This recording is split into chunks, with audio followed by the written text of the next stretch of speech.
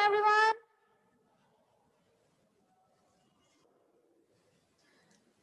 चलिए भाई हम लोग बात कर लेते हैं। वो कौन गया? डस्टर वगैरह कुछ।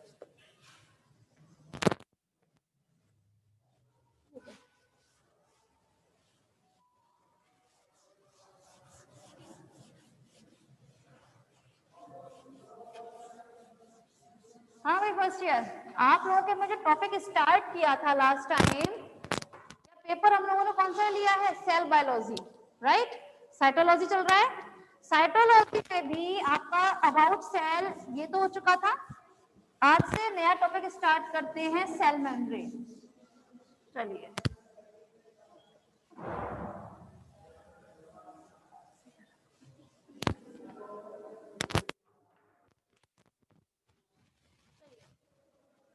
आप लोगों को याद होगा लास्ट लेक्चर में क्या बताया था कि सेल मेम्ब्रेन और किस नाम से जानते हैं? एक तो प्लाज्मा लेमा और आपका प्लाज्मा मेम्ब्रेन के नाम से जानते हैं इसे हम, ठीक है? काफी कुछ बताया था। चलिए बात कर लेते हैं हम लोग इस बारे में। ये भी बताया था कि प्लाज्मा लेमा जो है उसकी खोज किसने की थी? एक साइंटिस्ट थे जिनका नाम था नागेली, ठीक है? उन्होंने खोज की थी। तो चलिए बात कर लेते हैं यहाँ से हम।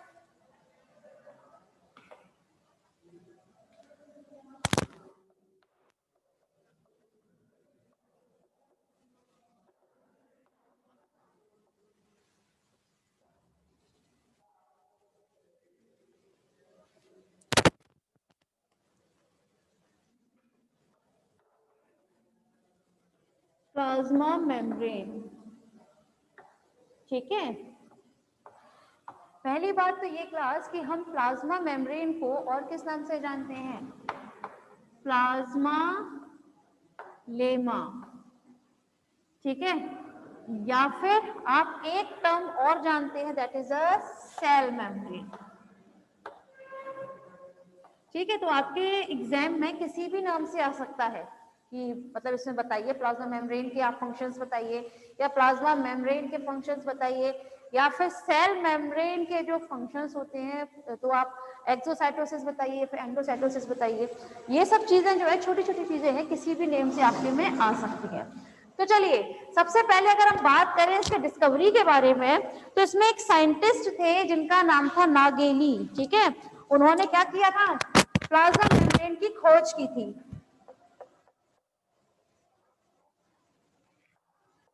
ठीक है ना?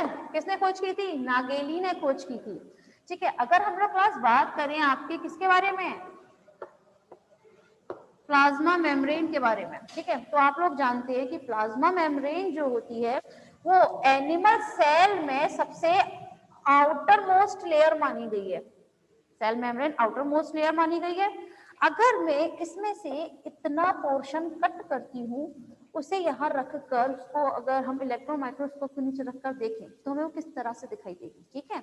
तो ये हमेशा होती है आपकी 3 स्तरों से बनी हुई, आई मीन टू से ये हमेशा 3 लेयर्ड होती है। कैसी होती है? 3 लेयर्ड, जिसमें से सबसे ऊपर का जो पोर्शन होता है वो होता है आपका प्रोटीन का। किसका बना होता है? प्रोटीन से। सबसे नीचे वाला भी पोर्शन किससे मिलकर बना होता है? प्रोटीन से मिलकर बना होता है। लेकिन जब हम लोग बात करें आपके इस मिडिल पोर्शन के बारे में, ठीक है, तो ये मिडिल पोर्शन जो है ये मिलकर बना होता है लिपिड से। किससे? लिपिड से। और लिपिड भी जो होती है वो बाइलेयर लिपिड होती है। बाइलेयर समझते हैं आप लोग कि इस लिपिड में भी 2 लेयर प्रेजेंट होंगी, लाइक दिस,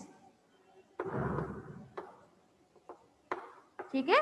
तो यह लिपिड की भी 2 लेयर प्रेजेंट होती है, इसीलिए हम इसको क्या बोलते हैं? लिपिड बाइलेयर, ठीक है? या फिर बाइलेयर लिपिड के नाम से इसे हम जानेंगे।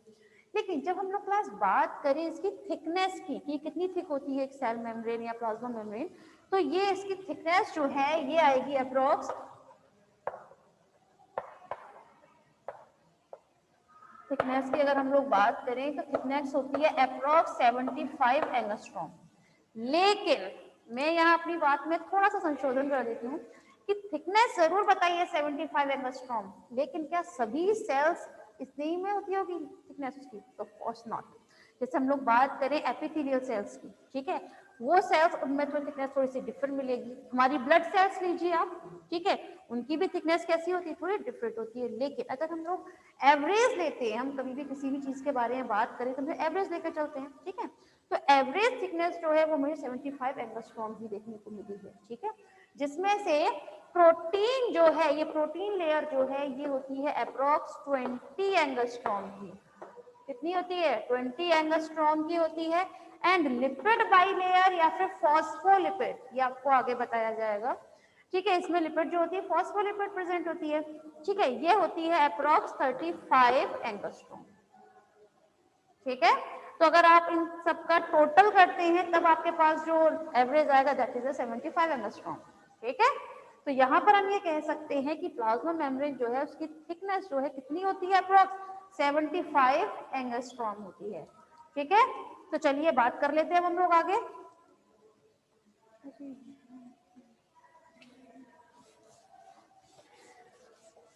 बस ये तो बात रही आपके प्लाज्मा मेम्ब्रेन के बारे में, ठीक है। अब प्लाज्मा मेम्ब्रेन के बारे में बहुत सारे साइंटिस्ट ने अपनी अपनी बात रखी है, अपने अपने थ्योरम दिए हैं उन्होंने, ठीक है। तो यहाँ पर हम लोग बात कर लेते हैं कुछ थ्योरीज के बारे में, ठीक है। चलिए सबसे पहले जब हम लोग क्लास बात करते हैं इसमें थ्योरीज के बारे में, तो यहाँ आते हैं सबसे पहले overtone lipid membrane,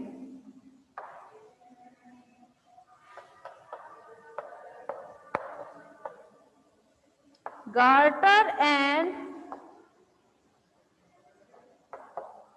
Grander's bimolecular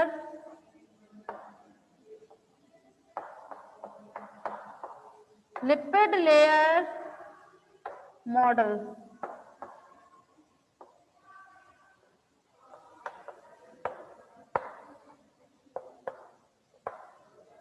Wolper's lattice model, Robertson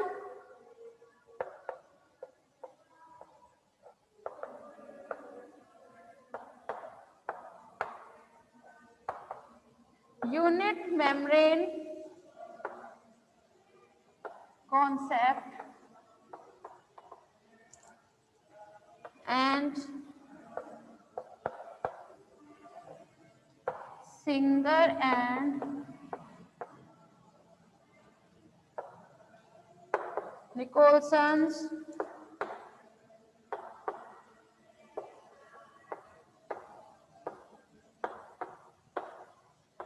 flood मॉजिक model, ठीक है। तो क्लास पहली बार जब हम लोग क्लास बात करें आपके अल्ट्रा स्ट्रक्चर के बारे में बात की जा रही है, ठीक है ना, कि जो आपका सेल मेम्ब्रेन जो होती है उसके अल्ट्रा स्ट्रक्चर्स के बारे में सभी साइंटिस्ट ने अपने अपने मॉडल्स किए थे। तो जब हम लोग बात करते हैं मॉडल्स की, तो आपके सिलेबस में ये सब नहीं है, ठीक है।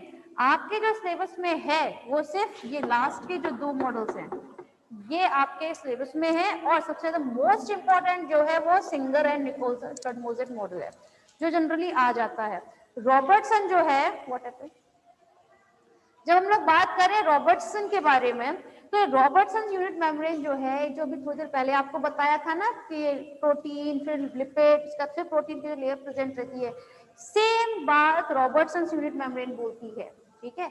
लेकिन जब क्वेश्चंस में आती है ना तो रॉबर्टसन यूनिट मेम्ब्रेन बहुत कम मार्क्स में आती है, ठीक है, हार्डली 1 या 2 मार्क्स में आएगी। लेकिन सिंगर एंड निकोल्सन के बारे में ये थोड़ा सा आपके ठीक ठाक मार्क्स में आता है क्वेश्चन, तो उसका इंपॉर्टेंट जो है सिंगर एंड निकोल्सन का अप्रोक्स आ ही जाती है, हर दूसरी साल तो आती आती है, ठीक है ना। तो ये थोड़ी आपके इंपॉर्टेंट भी है। चलिए बात कर लेते हैं हम लोग। मैम यहाँ का वो कहाँ है ये साफ करने के लिए? है ही नहीं है, ठीक है। तो क्लास आप लोगों के सिलेबस में ये 2 ही हैं, तो चलिए बात कर लेते हैं 1 by 1। फर्स्ट है आपका रॉबर्टसन यूनिट मेम्ब्रेन कॉन्सेप्ट।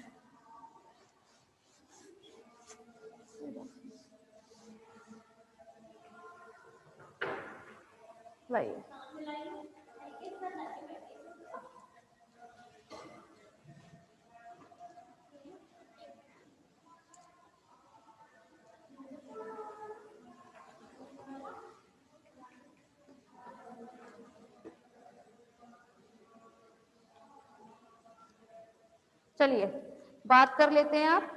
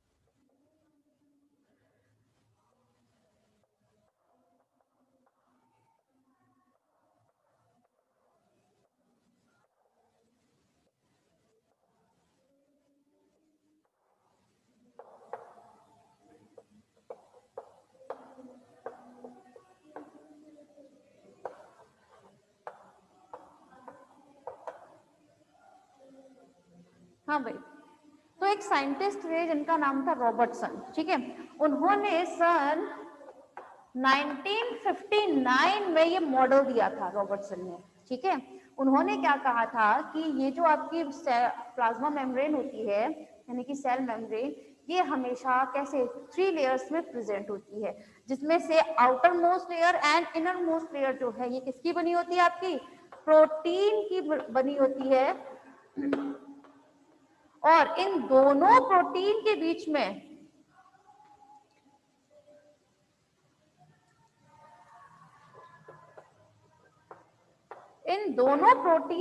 में जो सैंडविच बनता है, ठीक है, वो किसका होता है, लिपिड बाइलेयर का। क्या होता है, लिपिड बाइलेयर। देखिए बाई टर्म जो है ये किसको रिप्रेजेंट करता है, किसको रेफर करता है, 2 को, ठीक है। तो मैं ये कह सकती हूँ लिपिड जो है वो 2 लेयर का बना होता है, तो गलत नहीं होगा, बात एक ही है, ठीक है ना। तो इसी बात को दिखाने के लिए यहाँ पर मैंने ये चीज शो की हुई है, देखिए ये 1 layer and this is the second layer, ठीक है ना। तो इसीलिए इसको हम क्या बोलते हैं, लिपिड बाइलेयर बोला जाता है। तो लिपिड बाइलेयर कहने का मतलब क्या है, लिपिड जो है वो 2 लेयर का बना होता है इसलिए। और प्रोटीन जो है वो तो आपकी outer most layer and inner most layer जो है वो तो आपकी प्रोटीन की है ही। वहीं जब हम लोगों ने भी बात की थी इसकी थिकनेस की, तो कितनी थिकनेस बताई थी, 75 एंगस्ट्रॉम। और 75 एंगस्ट्रॉम को भी किस तरह डिफरेंशिएट किया था इस प्लाज्मा मेम्ब्रेन में, तो जो आपकी प्रोटीन लेयर्स होती हैं outer most and inner most, ये होती है आपकी 20 एंगस्ट्रॉम की। वहीं लिपिड बाइलेयर जो है ये होती है 35 एंगस्ट्रॉम, ठीक है। ये बात किसने बताई थी, रॉबर्टसन ने बताया था, ठीक है ना। और इसी बात को हम क्या बोलते हैं, रॉबर्टसन्स यूनिट मेम्ब्रेन कॉन्सेप्ट के नाम से जानेंगे, ठीक है। किस नाम से जानते हैं, रॉबर्टसन्स यूनिट मेम्ब्रेन कॉन्सेप्ट के नाम से इसे हम बोलते हैं। और ये कब दी गई थी, 1959 में, ठीक है। होप सो क्लियर हुई होगी, कोई प्रॉब्लम नहीं है इसमें। चलिए अब हम लोग बात कर लेते हैं सिंगर एंड निकोलसन के बारे में क्लास।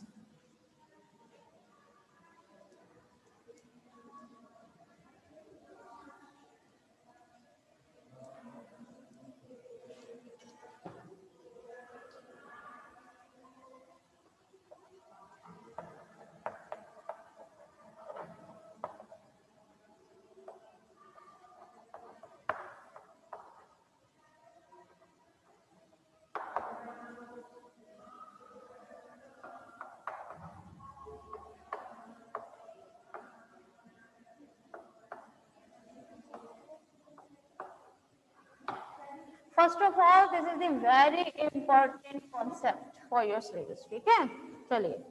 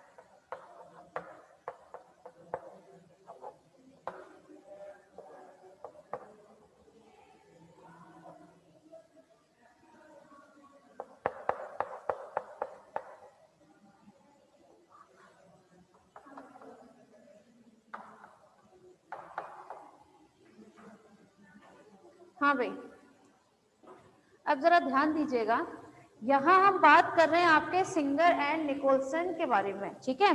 तो ये सिद्धांत जो था, ये जो थ्योरम थी, वो साइंटिस्ट जो थे सिंगर एंड निकोलसन नाम के दो साइंटिस्ट थे जिन्होंने ये कॉन्सेप्ट दिया था, और ये कॉन्सेप्ट दिया गया था 1972 में। किसमें दिया गया था? 1972 में दिया गया था, जिसमें सिंगर एंड निकोलसन नाम के साइंटिस्ट ने क्या कहा था?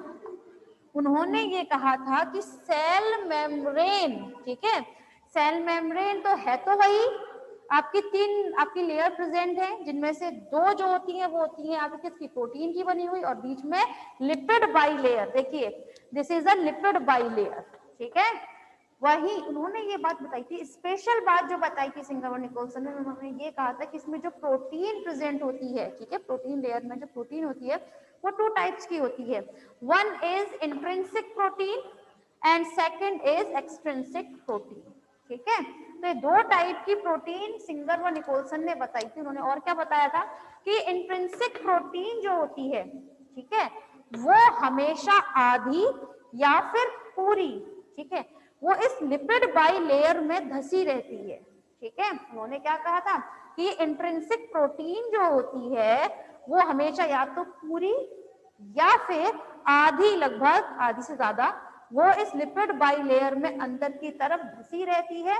जो उन्होंने और एक बात बताई थी कि इंट्रिंसिक प्रोटीन जो है, ठीक है, वो हमेशा आपके वैसी रहती है, एम्फीबैटिक होती है। एम्फीबैटिक से मतलब है कि इसमें दो हेड प्रेजेंट होते हैं।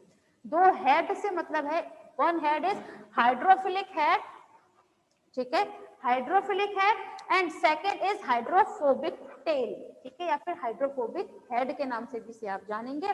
यहाँ हाइड्रोफोबिक उसकी बात कर लेते हैं, हाइड्रोफिलिक की बात करते हैं पहले हम, ठीक है। तो ये हाइड्रोफिलिक जो है ये हमेशा इसका जो लिक्विड वाला पोर्शन रहता है, ठीक है ना, लिपिड में जो इसका लिक्विड वाला पोर्शन रहता है उससे हमेशा उसकी तरफ रहता है, इसका हेड कहाँ रहता है?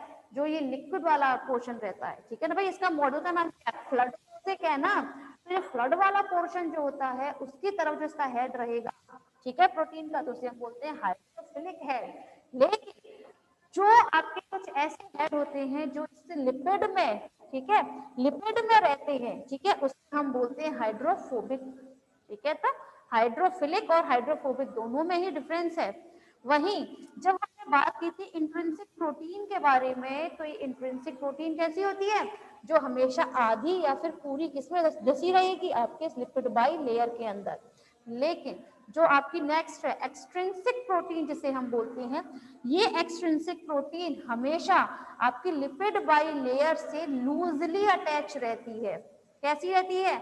लूजली अटैच रहती है। अब देखिए एक बात बताइए, दो चीजें हैं आपके पास, एक तो ऐसी है जो एकदम बहुत अच्छे से इसमें जमी हुई है, खूब अच्छे से, ठीक है, अंदर धसी हुई है। एक वो है जो इसके साथ लूजली अटैच है। तो आप बताइए किसको आसानी से अलग कर सकते हैं? तो ऑब्वियसली सी बात है, जो लूजली अटैच है उसको आसानी से आप लोग अलग कर सकते हो। तो यही बात सिंगर व निकोलसन ने कहा था कि एक्सट्रिंसिक प्रोटीन जो होती है वो लिपिड बाइलेयर से कैसे लूजली अटैच रहती है, तो इसको आसानी से इसको अलग किया जाता है। लेकिन जबकि आप इंट्रिंसिक प्रोटीन को आसानी से अलग इससे नहीं कर सकते, ठीक है, समझ में आ रहा है ना फर्स्ट ईयर? तो उन्होंने क्या कहा था कि इंट्रिंसिक प्रोटीन जो है ये लूजली अटैच रहती है ना इससे, तो इसीलिए आप इसको बहुत आसानी से अलग कर सकते हो एक्सट्रिंसिक को।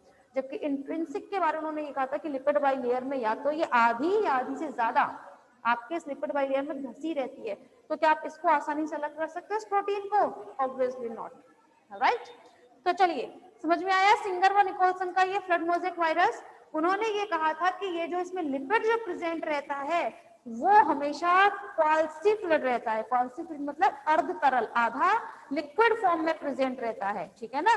जो उसमें आप जनरली क्या मानते हैं कि लिपिड जो है वो क्वासी लिक्विड है, मतलब आधा तरल है, काफी हद तक लिक्विड उसमें प्रेजेंट रहता है। ये बात किसने कहा था? सिंगर व निकोलसन ने,